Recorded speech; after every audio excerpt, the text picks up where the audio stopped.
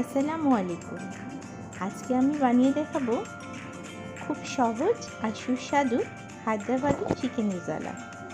এটা খুব সহজেই ঘরের সামান্য কিছু জিনিস নিয়ে বানিয়ে ফেলা যায় আর খেতে দারুণ মজা।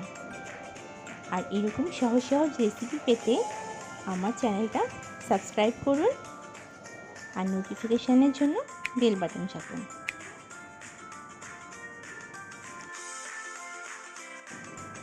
এর জন্য আমি নিয়ে নিয়েছি ছোট সাইজের একটা মুরগি।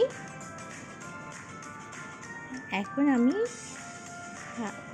হাঁড়িতে তেল দিয়ে দিচ্ছি 2 টেবিল চামচের মতো।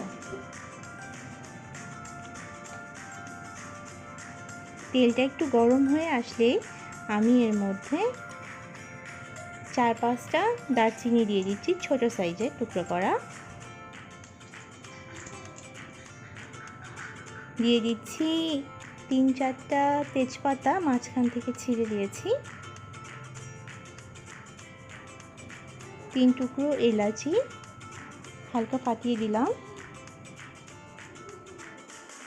আর দিচ্ছি 4 টুকরো লং।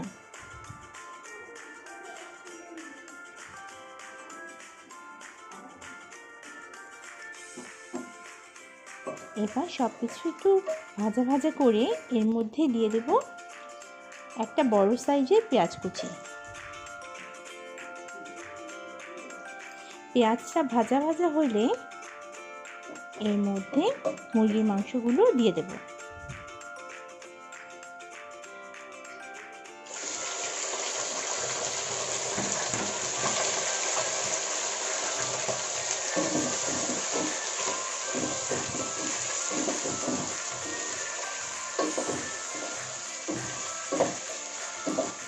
এভাবে মাংসগুলো কিছুক্ষণ ভেজে নেব।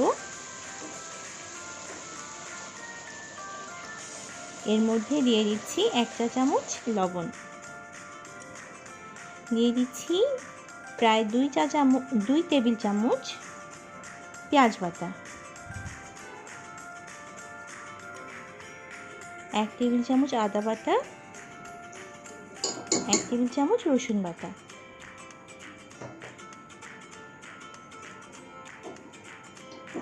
এবার এগুলোকে একটু মিশিয়ে নিচ্ছি। এরপর এর মধ্যে দিয়ে দিচ্ছি 1 চা চামচ হলুদ গুঁড়ো, 2 চা চামচ মরিচ গুঁড়ো, এটা স্বাদ মতো,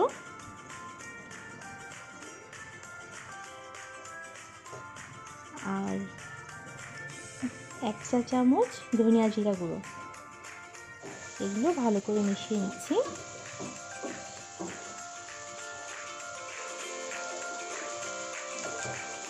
ভালো করে মেশানো হয়ে গেলে এর মধ্যে দিয়ে দিব আধা কাপ টক দই। আমি একটু ফেটিয়ে রেখেছি, এটা ভালো করে মিশিয়ে নেব।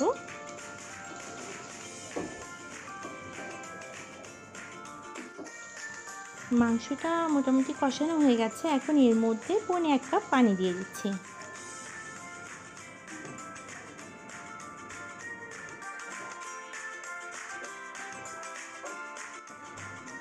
এর পর্যায়ে দিয়ে দিচ্ছি 1 চা চামচ চিনি। চিনিটা দিলে ভালো হবে, কারণ টক দই দিলে চিনিটা দিলে এটা ব্যালেন্স আসে। কারো পছন্দ না হলে না দিলেও হবে। মুরগিটা মোটামুটি কষানো হয়ে গেছে, পানিও কমে এসেছে। এই পর্যায়ে আমি দিয়ে দেব 1 চা চামচ পোস্তদানা বাটা। এইটা মাস্ট এই রান্নার জন্য। আমার রান্নাটা প্রায় হয়ে গেছে। এর পর্যায়ে আমি এখানে দিয়ে দেব প্রায় 4-5টা কাঁচামরিচ মাঝখান থেকে পেড়ে নিয়েছি, এটা দিয়ে দিলাম। আর দিয়ে দেব 1 চা চামচ ঘি দিয়ে এটাকে আমি নামিয়ে নেব। তৈরি হয়ে গেছে আমাদের হায়দ্রাবাদি চিকেন। খুব সহজেই, খুব অল্প কিছু জিনিস দিয়েই অসম্ভব স্বাদের একটা জিনিস বানিয়ে ফেলা যায়। আজকের ভিডিওটা এই পর্যন্তই। সবাই ভালো থাকবেন। আসসালামু আলাইকুম।